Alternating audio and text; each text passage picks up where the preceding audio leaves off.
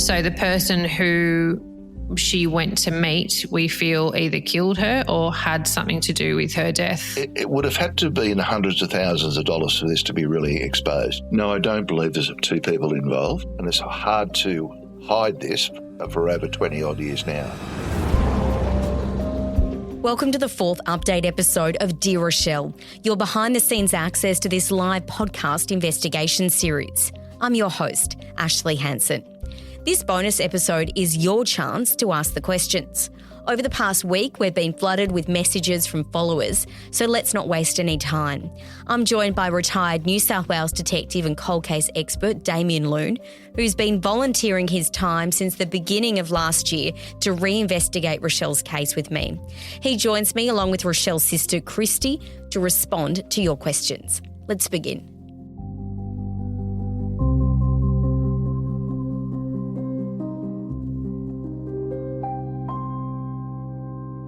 Tanya says, one thing I thought about today was Kristy's comments on Rachelle's car when it was found. She mentioned about the steering wheel lock. Have they taken into consideration why it was placed the way it was? Yeah, they did. That was a big part of my evidence. I knew that she didn't put there, and I think that whoever put it there either killed her or had something to do with her death. And I don't think they realised that she had a specific way that she put it on, because it was not put on the way that Rachelle puts it on. So that's how I knew that she didn't park it there. So that was brought up in coroner's court, and the police do know about that. And, yeah, I think that they agree that she wasn't the one that parked it there. So this leads me into the next question is, why are we so confident that Rachelle knew her killer? She was the type of girl that didn't take any risk. She was a bit carefree, but she wasn't silly. And she was going to meet somebody there at the Bargo pub. Now, had it raised any concerns with her, she would have told somebody. And I just believe that she would have known her killer. So the person who she went to meet, we feel either killed her or had something to do with her death or knows what happened to her. Because, yes, she didn't actually meet up with anybody that she knew after work, and we didn't have anyone come forward saying that Rachelle never arrived. Well, with the steering wheel lock, I believe that shows that whoever went to the attempts of putting the steering wheel lock back on probably knew that she would do that. So they were trying to imitate her behaviour and they didn't get it quite right. Would that play into it as well?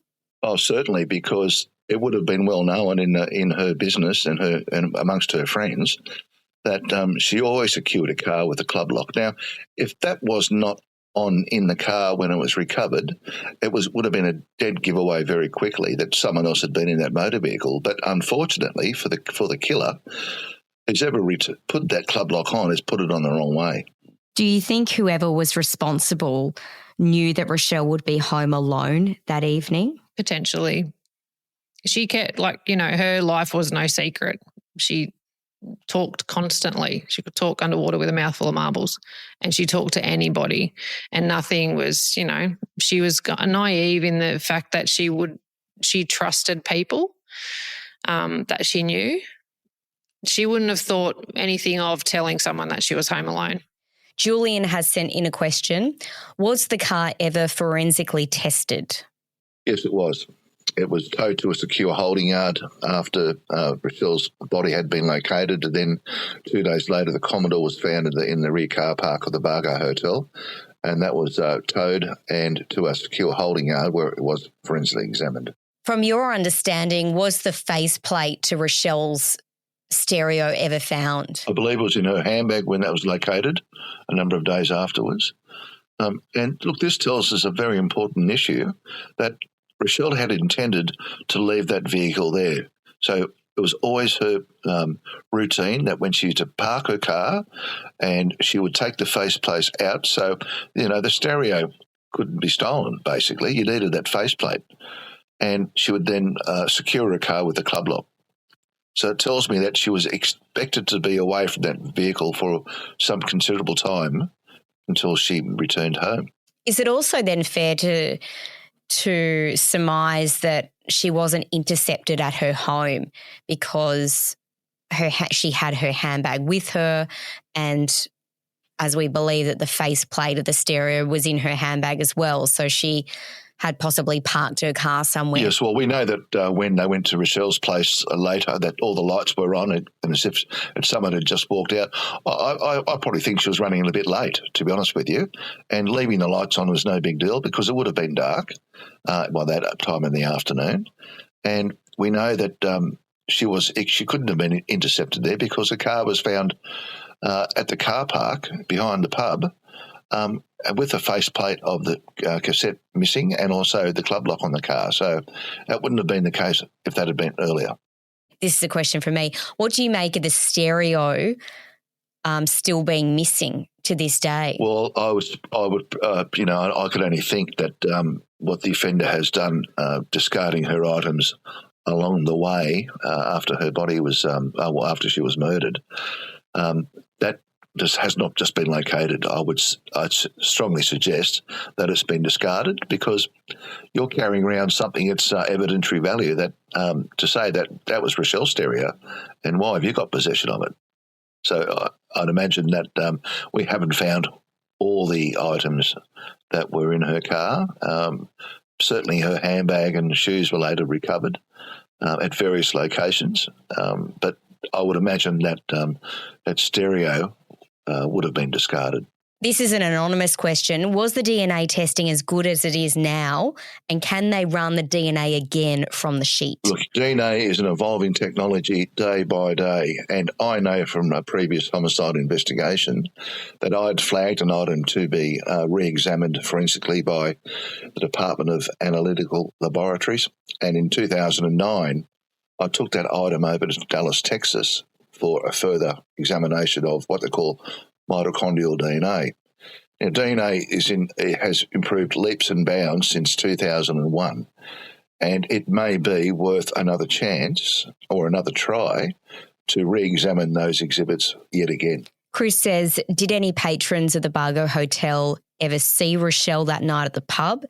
Are there any eyewitnesses of her in the establishment having a drink or meal, etc.? Well, I can answer that one. The Bargo Hotel wasn't canvassed until very late, so people's recollections may not have been entirely clear by the time they were questioned, some of them weeks later. We know that there's no one that can definitively say that Rachelle was in the Bargo Hotel that night. Did you want to add anything on that, Damian? It's a Thursday evening. I believe it was a topless night with barmaids there, etc. Unless there was CCTV footage there inside the hotel, which we believe there wasn't any, it's difficult to say what people saw because, you give a general description of a female or of a person, and a lot of people will say, oh, yes, I think I saw someone sitting in the corner like that, but it may not be the person at all. So they did. Unfortunately, it was a couple of weeks later that they canvassed the hotel. That should have been done very soon after Rachelle's body was found. Could you imagine Rachelle would have gone to the Bargo pub if she knew it was topless waitress night as well and had gone to that particular venue? I don't think she would have known it was topless waitress night because we didn't have anything to do with the Bargo Hotel. So I don't believe she ever went in there. I don't believe that she ever wanted to go there. If she was meeting someone that she knew, which we think is the case, there's no reason to meet them at the Bargo Hotel because she knew them and she didn't go there. That wasn't a place where we would go ever. We've never been there.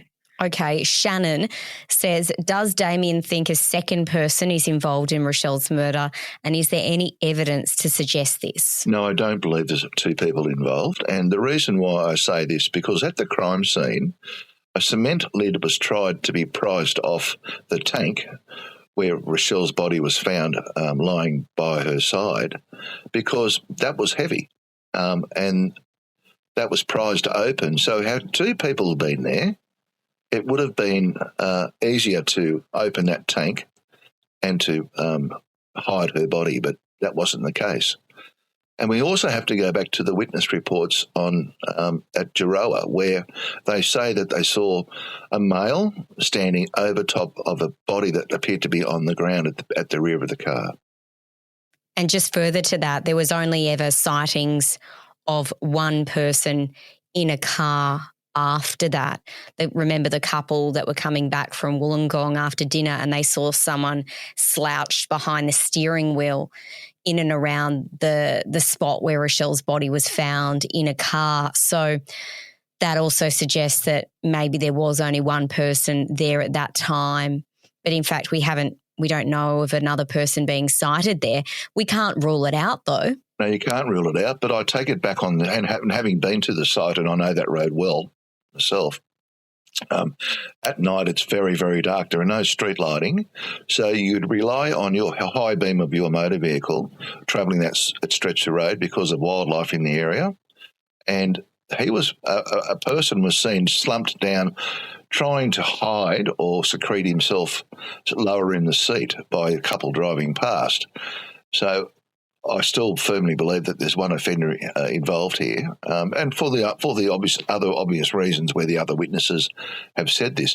Had there been two offenders, surely one would have been, the other one would have been cited. But you leave yourself open to a very dangerous predicament here because two people are involved, people talk. And so far none of this has happened. And it's hard to hide this for over 20-odd years now. Damian, this one's for you as well. From Stuart, how can vital evidence get lost in a murder case? What can be done to recover it? Is this common? Look, unfortunately, it does happen. Not all systems are perfect. However, I've always treated exhibits as a matter of priority. Once they come into your possession, there is a chain of possession of them, and they are recorded. Then they are then secured into an exhibit room, and they're booked up. In the old days, it used to be booked up manually, but nowadays it's on an electronic record on the computer system. And it is highly frustrating when an exhibit goes missing.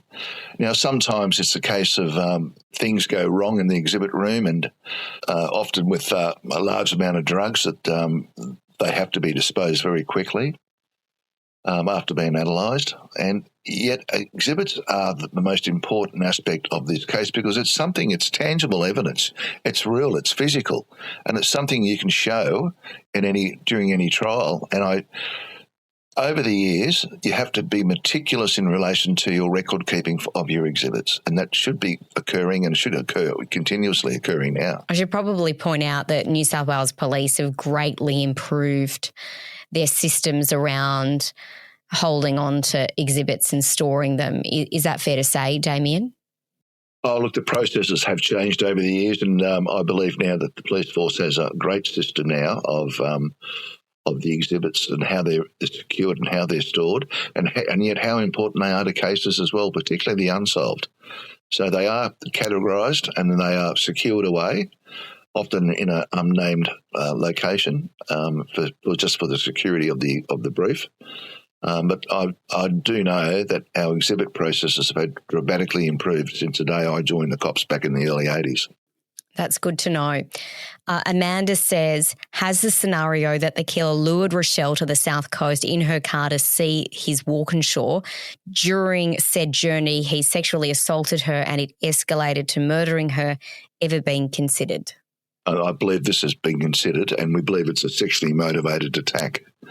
And the lure to get her down to see this proposed Walkinshaw may have been a key factor in this, because she was so excited that she was going to have the access to one for that weekend. It had been promised to her by her former boss, Kevin.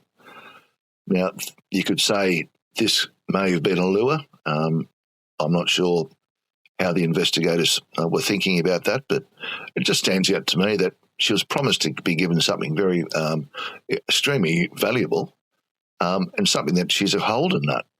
And why wouldn't she be excited? So was that a lure for her to unfortunately meet her demise? And as I said, I believe it's a sexually motivated attack. Leanne said, Are the police looking into whether the key suspect actually did have a Commodore vehicle altered to look like a Walkinshaw in the garage of his Warilla apartment, which may have been used as bait? Well, we know that the word Walkinshaw was used. Now, I know that in the brief, the police have tracked nearly every owner of those Walkinshaws and interviewed them, and they provided a strong alibi.